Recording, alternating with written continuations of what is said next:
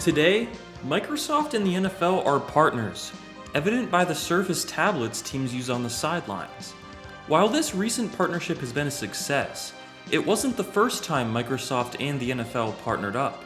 Nearly 24 years ago, Microsoft released NFL Fever, a fully licensed NFL video game made exclusively for the PC. The first Fever title was well received and brought a new, unique option to the market to compete with Madden Game Day Quarterback Club and Sega's new at the time NFL 2K series. To stand out, Microsoft focused on delivering a game that gave the players everything. While Madden was the smoothest playing and easiest to pick up NFL game, it was lacking in the realism department. NFL 2K was a little more complicated and had slower gameplay, but it was more realistic and truer to life than Madden. The goal of NFL Fever was to combine the two most popular NFL games and create an easy-to-play, smooth game like Madden that played more realistically and truer to simulation football like NFL 2K.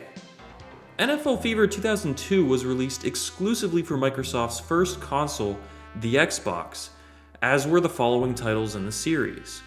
The result was a series of games that were always close to greatness, but never quite reached their potential. With NFL Fever 2003, the combination of arcade-style controls and simulation-style physics ended up creating a decent NFL game that was a jack of all trades but a master of none. The next NFL Fever title, however, was going to change everything. NFL Fever 2004 is the first game in our XSN Sports lineup that will revolutionize sports video gaming, said XSN Sports studio manager Kevin Brown back in August of 2003. Forming your own league to play against your friends and creating your own legends is what sports gamers have waited for their whole lives. NFL Fever 2004 and XSNSports.com will fulfill that dream this fall. Instead, NFL Fever 2004 was the last NFL Fever title ever made. Microsoft chose to cancel their sports game division, laid off over 70 employees, and sold what remained of the development studio to Take-Two Interactive. They realized NFL Fever would never surpass Madden, so they gave up, and the sports video game scene was worse off for it. Not only was NFL Fever now dead, but so was NBA Inside Drive, NHL Rivals, and every other sports game Microsoft was producing at the time. The series wasn't a complete flop, as it sold 1.2 million games over its short lifespan, and it gained a cult following. Fever arguably had the best graphics of any NFL game during its lifespan, and its gameplay was very solid. It lit a fire under EA and 2K to make their games as good as they could possibly be, and that competition is heavily missed today. Without the push of NFL Fever, we may have never gotten all-time classics like Madden 05 or ESPN NFL 2K5. NFL Fever had monster potential, and perhaps Microsoft gave up on the series too soon. This is the story of the fall of one of the most underrated sports video game franchises of all time. Microsoft's first NFL game, NFL Fever 2000, released for the PC in 1999. It was an impressive start for a new series, with excellent graphics for the time, along with some unique features such as a play editor. It was only $20 at release, undercutting the competition, a move 2K would try with its 2K5 series of sports games a few years later. The animations, player models, detail, and movement was vastly superior to anything else on the market. Take a look at Madden 2000's gameplay for the PC compared to NFL Fever 2000's. Microsoft knocked the visuals out of the park. Gameplay was solid, but had some issues, which was expected for Microsoft's first ever NFL title. Passing was too easy and running the ball was too difficult. Your offensive line couldn't hold a run block to save its life, and most runs were blown up in the backfield.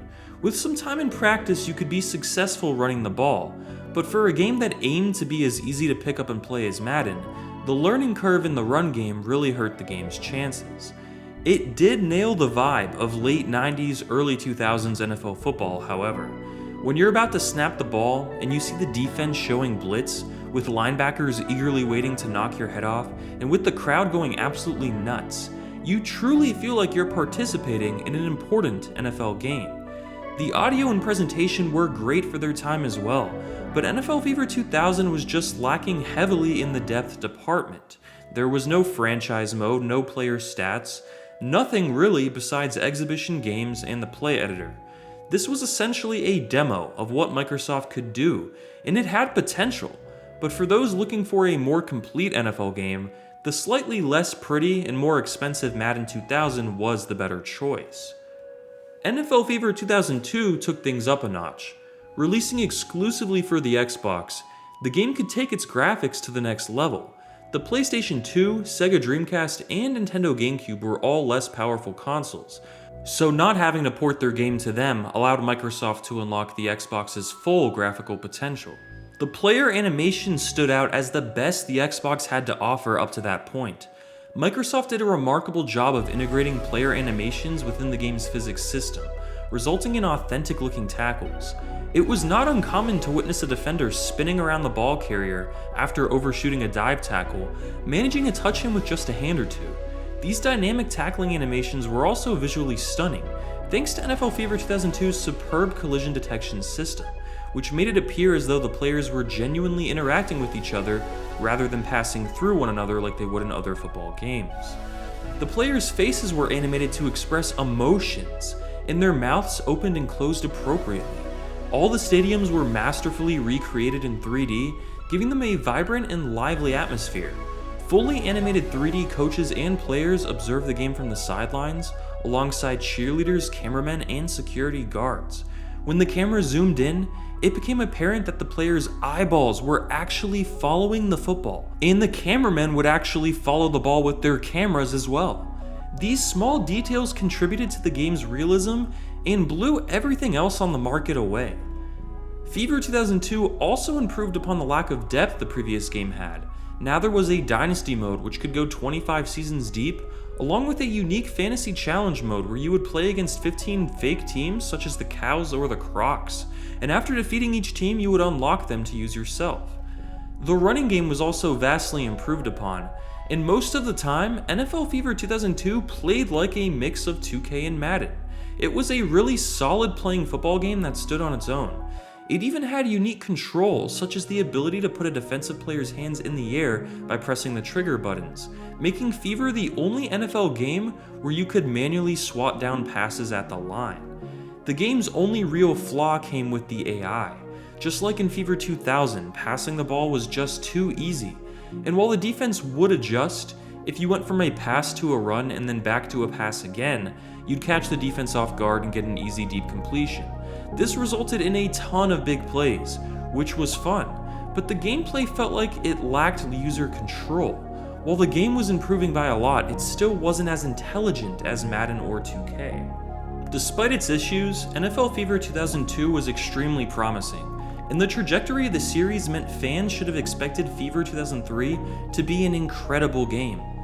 Instead, however, Microsoft took their foot off the gas pedal and ended up making a fatal mistake in a tight market by releasing essentially a roster update with Fever 03. Game modes were about the same, as was gameplay. Sure, there were updated players, rosters, uniforms, stadiums, and menu graphics, and while today games like Madden can get away with simply updating the rosters and calling it a day, back in 2002 that was a terrible idea, because there was actually competition on the market.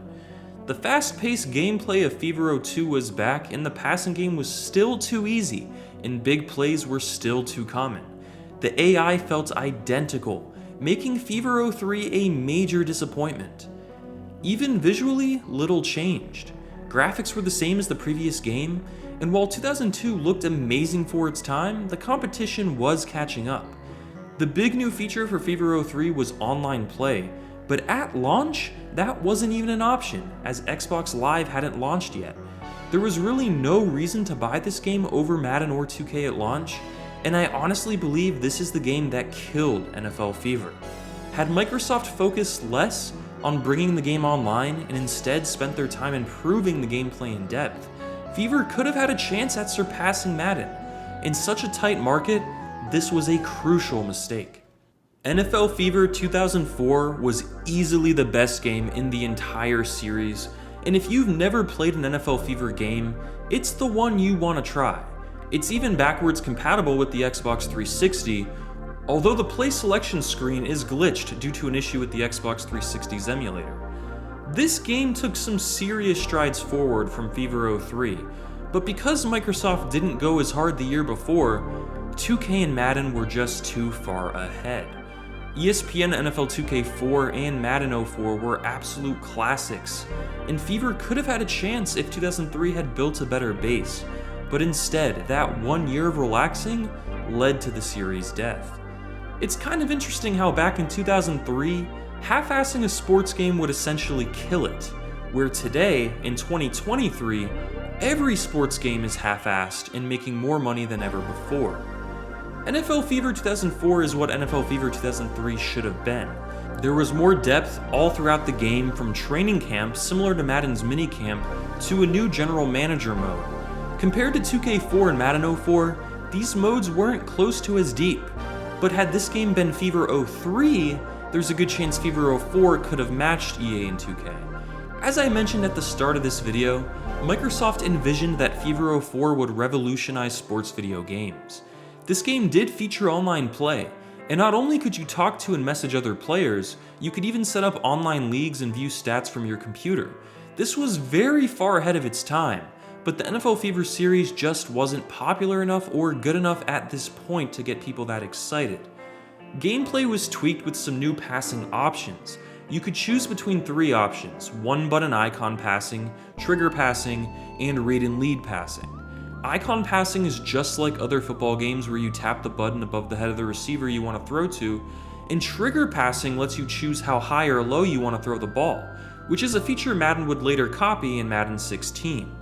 The aggressive catch, possession catch, and run after catch receiving options also added in Madden 16 seemed to be inspired by NFL Fever as well. Read and lead passing allowed players to choose whether they wanted to lead, underthrow, or overthrow receivers. While this feature is a bit different as it controls the pass rather than the catch, it's similar, and for a game from 2003, it was very ahead of its time. AI was also finally improved in Fever 04, with passing finally no longer being so easy. The defense would react a lot better and quicker to your play calling, resulting in a more challenging game. Graphically, the game took a few steps forward as well, but it wasn't as groundbreaking as Fever 02 seemed during its release. NFL Fever 2004 is easily the best NFL Fever title, and in a vacuum, it's a fantastic football game that still holds up today. But when directly compared to Madden NFL 2004 and ESPN NFL 2K4, it just didn't compare, and it sold much worse than its competitors. This was the end of NFL Fever. While Microsoft was correct in thinking that competitive online gaming was the future, they were incorrect in expecting their own games to lead the way. After the death of NFL Fever, Madden joined Xbox Live and grew more popular than ever before. Shortly after that, EA and the NFL signed an exclusive rights agreement, making Madden the only NFL game allowed in town. Since then, Madden has only gotten worse and worse, as there has been no competing game to push EA into actually trying. Today, more than ever before, NFL Fever is relevant, as it offers an alternative to EA's monopoly despite its age. The core gameplay and experience of NFL Fever 04 is still fun in 2023, and it provides a glimpse into an alternate dimension where NFL video games continued fighting naturally for the top spot. It's a bit sad considering the potential the early NFL Fever games showed, but there's an important lesson here. When faced with a fierce competitive market, you can't afford to slack off. 1 year off back in 2002 meant certain death for a sports video game franchise.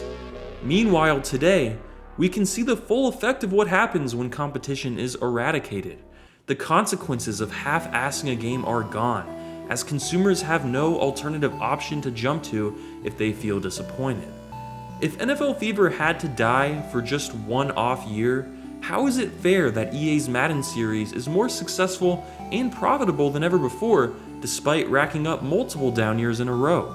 It almost makes you wish you could go back in time and support these lesser-known NFL games while they still had a chance. Regardless of where we are today, the NFL Fever series had a ton of potential. And while it may have never reached it, in 2023, NFL Fever 2004 is still worth a look.